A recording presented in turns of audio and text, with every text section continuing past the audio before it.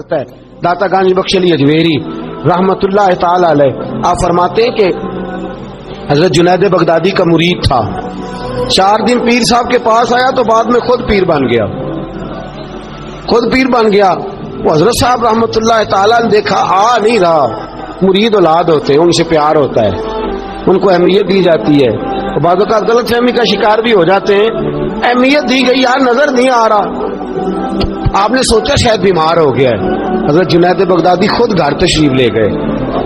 حضرت جنید بغدادی جن کا ولیوں میں اس طرح مقام ہے جس طرح حضرت جبریل امین کا فرشتوں میں مقام ہے، اتنا بڑا، چل کے گھر گئے اور جا کے کہا السلام علیکم، کہتا جی وعلیکم السلام، کہ تو آتا کیوں نہیں؟ تو مجھے اب آپ کی ضرورت ہی نہیں، میں اب خود بڑا پرہیزگار ہوں، مجھے کیا ضرورت ہے میں کسی کو اپنا بڑا مانوں، میں خود بڑا پرہیزگار ہوں۔ فرمایا ہوا کیا؟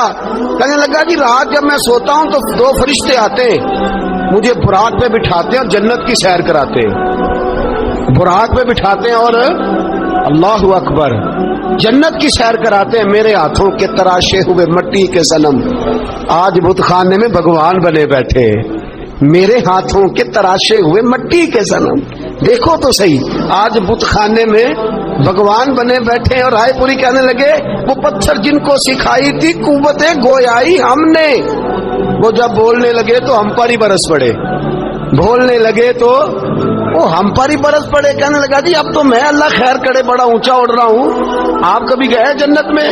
آپ مسکرا پڑے، فرمانے لگے بیلیا آج جب جنت میں جائے تو ذرا لا حول ولا قوت ابھی پڑھ لینا، آج جب جنت میں جائے تو ذرا وہ بھی۔ وہ کہنے لگا چلو ٹھیک ہے پڑھ لوں گا، اٹھ کے ملا بھی نہیں، حضرت واپس آ گئے۔ رات کو خواب آئی، جنت میں جانے لگا تو خیال آیا جناب جنید بغدادی نے کہا تھا پڑھ ہی لوں، پڑھنے لگا لا حول ولا قوت الا باللہ۔ آنکھ کھلی تو روڑی کے ڈھیر پہ بیٹھا تھا، روڑی کے ڈھیر پہ بیٹھا تھا۔ وہ جو بھاگ رہے تھے ان سے پوچھنے لگا مجھے کہاں چھوڑ کے جا رہے ہو خواب میں؟ وہ کہنے لگے شیطان کے مختلف روپ تھے، تو اصل میں حضرت جنید کے پاس زیادہ آنے جانے لگا تھا تو اللہ کے قریب ہونے لگا تھا، تو ہم نے چکر چلا کے تجھے وہاں سے روکا، تو بیوقوف ہے سمجھ نہیں آئی۔ اب رونے لگا جاؤں تو کس منہ سے جاؤں، حاضری دوں تو کس منہ سے دوں، اب میں کیسے جاؤں اس کی بارگاہ ناز تک، کس طرح حاضری دوں؟ گرا جو ان کی نگاہ سے وہ سنبھل نہیں سکتا۔ لیکن جیسے ہی دروازے سے اندر داخل ہوا حضرت جنید نے آنکھ اٹھائی اور مسکرائے، فرمایا میں نے تجھے پہلے ہی کہا تھا کہ لاہور تو پڑھ لینا۔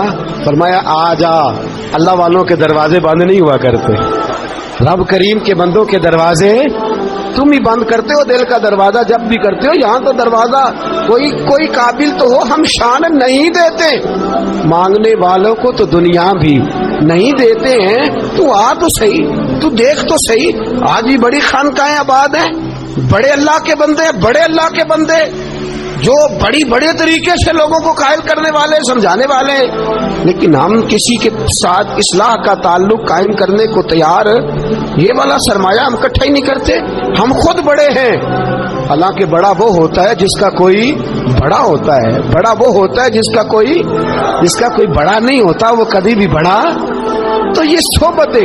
کسی نے محمود غزنوی سے کہا تھا تو بڑے عدل کرتا ہے، تو کہنے لگے اس لیے کہ میں نے حضرت ابو الحسن خرقانی کی ڈیوٹی کی ہے، میں نے ایک اللہ کے بندے کی، اس نے میرا دل صاف کر دیا۔ کہنے لگے حضرت ابو الحسن خرقانی کو میں نے پیغام دیا، میں نے کہا بابا جی ملنا ہے، تو بابا جی کہنے لگے تینوں کام میں کہ مینوں اج کل دا مولوی میری طرح دا ہوندا تے آندا چلو فوٹو تے آئے گی نا ایم پی اے صاحب نے، جانا چاہیے چھیتی کرو، باقی کام چھڈو سارے، پہلے اتنے حاضری دئیے ایک قضا نہ ہو جائے، اللہ خیر فرمائے۔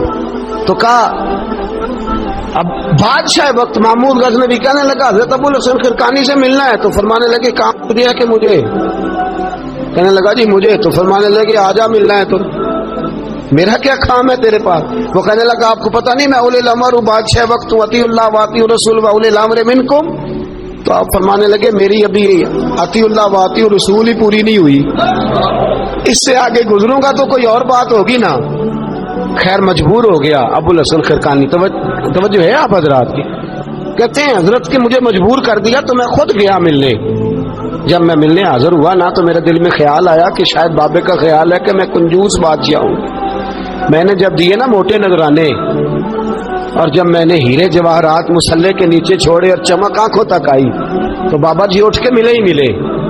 بڑی طاقت ہوتی ہے ان مال میں، سرمایے میں. لیکن کہتے ہیں جب میں اندر گیا تو بابا جی نے میرا استقبال ہی نہیں کیا. میں نے ایک ہاتھ آگے کیا تو بابا جی نے بھی ایک ہی کیا، دوسرا کیا تو پھر انہوں نے دوسرا کیا. کہتے میں بیٹھ گیا. انہوں نے نا میری تواضع کی، ایک روٹی میرے ہاتھ میں دی، کئی دنوں کی خشک روٹی، اور ایک پانی کا گلاس دیا. کہتے میں چبانے لگا نا تو میرے گلے میں پھنس گئی. بادشاہ نازک مزاج ہوتے، توجہ ہے اب حضرات کی. کہتے اب میں نے کیا کیا، وہ روٹی تو نہ کھائی گئی تو میں نے نا تھوڑی سی شربیاں مسلے کے نیچے رکھی. تو حضرت ابو الحسن خرقانی کہنے لگے، ادھر دیکھیے گا، فرمانے لگے اور تو نے میری روٹی کیوں نہیں کھائی؟ کہنے لگا جی گلے میں پھنس گئی ہے. آپ مسلح اٹھا کے کہنے لگے یہ دولت بھی لے جا، یہ بھی درویشوں کے گلے میں پھنس جاتی ہے، اس کو لے جا اٹھا کے، یہ بھی پھنس جاتی ہے، ہمارے گلے سے نیچے نہیں اترتی، نیچے لے جا. وہ کہتا جب میں نے اٹھائی تو مجھے سمجھ آ گئی یہ وہ والا صوفی نہیں، یہ اللہ والا صوفی ہے، یہ رب رب کرنے والا صوفی ہے.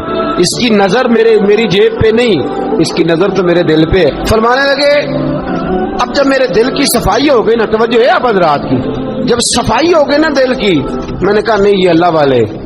تو کہتے میں اٹھا تو حضرت ابو الحسن خرقانی بھی کھڑے ہو گئے اور مجھے باہر سواری تک چھوڑنے آئے. کہتے ہیں جب سواری تک آئے تو میں نے کہا کہ حضور آتی دفعہ تو کوئی پروٹوکول نہیں. اور ماننے لگے جب تو آیا تھا تو اللہ والوں کے بارے میں برا گمان لے کے آیا تھا، اور اب تو جا رہا ہے تو اللہ والوں کے بارے میں دل صاف کر کے جا رہا ہے. اب تیری عزت کرنا ضروری ہو گیا. میرے عزیز یاد رکھیے گا یہ جو صحبت صلحاء ہے یہ ریگ مار کا کام کرتی ہے، یہ باطن کو روشن کرتی ہے، یہ نکھار پیدا کرتی ہے. لیکن جائے اللہ کے بندوں کے پاس، دیکھیں نا میں نے پہلے بھی کہا تھا، ایک دفعہ پھر بات دہراتا ہوں، میں نے اپنے حضرت سے ایک دفعہ کہا کچھ مریدوں کو پروٹوکول ملتا ہے اور کچھ بیچارے ایسے ہوتے ہیں جن کو جھڑکیاں ملتی ہیں. تو آپ فرمانے لگے پروٹوکول ان کو ملتا ہے جن کا ڈر ہو کہ کہیں بھاگ نہ جائیں، ان کو پروٹوکول، اور جن کا پتہ ہونا جتنے مرضی جوتے مارو میرا ہی ہے، اس میں کہیں جانا ان کو ضرورت نہیں ہوتی پروٹوکول کی. ہم تو آستانوں پہ بھی جاتے ہیں کسی جگہ. ہاں ایک بات ضرور میں ضرور کہوں گا، خانقاہ پہ جائیے، اس خانقاہ پہ جہاں اللہ اور اس کے رسول کے دین کا درس دیا جاتا ہے، جہاں سونا مرشد سچا مرشد سے آگے بات نہیں جاتی، اور جہاں سوائے ایک ذات کی شخصیت پرستی کے کوئی اور نعرہ ہی نہیں لگتا. ہم ان خانقاہوں کے قائل ہیں. ہماری وہ خانقاہ ہیں جہاں رب رب کا ذکر ہوتا ہے، جہاں اللہ اللہ کے نعرے لگتے ہیں، جہاں رب کریم کو یاد کیا جاتا ہے.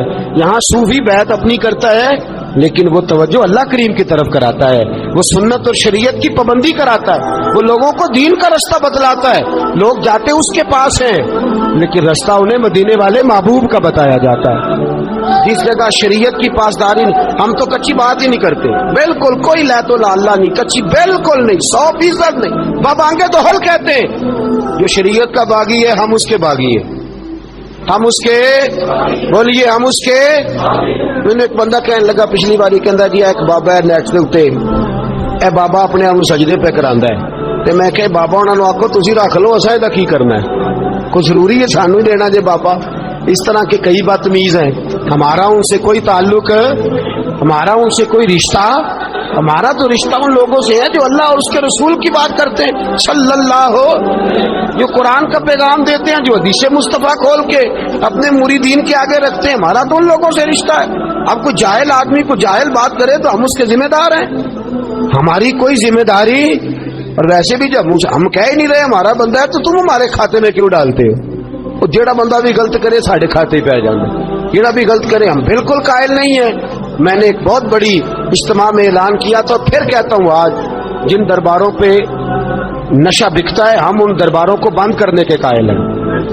جس جگہ عیب ہوتا ہے ہم اس جگہ لوگوں کو قصداً منع کرتے ہیں جانے، قصداً کہتے ہیں بالکل نہ جاؤ، قطعاً نہ جاؤ، کوئی ضرورت نہیں. دربار مزار اللہ کے ذکر کی جگہ ہے، اور اگر وہاں اللہ کا ذکر نہیں ہوتا، کوئی بدتمیزی ہوتی ہے تو وہاں جانا درست. عورتوں کا درباروں پہ جانا درست ہم قائل ہی نہیں ہیں، قطعی طور پہ قائل نہیں. عورت بڑی باپردہ جائے گی اس صورت میں جائے گی جب گزارا ہی نہ ہو، کیا ضرورت ہے؟ بالکل ہم قائل نہیں ہیں ان چیزوں کے. ہم اہل تصوف ان لوگوں کو مانتے ہیں جو دین کی بات کرتے ہیں، دین کا، اور جسے بسم اللہ بھی سیدھی نہ پڑھنی آئے، رٹی رٹائی دعا مانگے. ہم تھوڑے خشک لوگ ہیں, ہم نہیں کرتے پیروی, ہم نہیں دستبوسی کرتے, ہم تو اکڑ کے کھڑے ہو جاتے, اکڑ کے.